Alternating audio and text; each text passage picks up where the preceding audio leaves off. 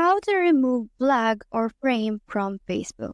Now let's say if you go to your profile icon, which is right here, and you locate your profile picture, you will be able to see that you have a frame on your profile picture. And now in order for you to remove the frame or the flag that you have added to your profile picture, all you have to do is to tap on this camera button right here and click on choose profile picture right here.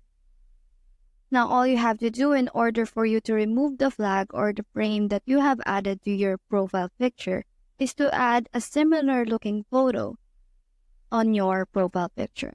Now let's say right here. All you have to do is to not add a frame on it and continue to save it as your profile picture. Now if you save this profile picture right here and upload it to your profile, you'll be able to see that you no longer have the flag or frame on your Facebook account. So that's how to remove flag or frame from Facebook. Hope it helped.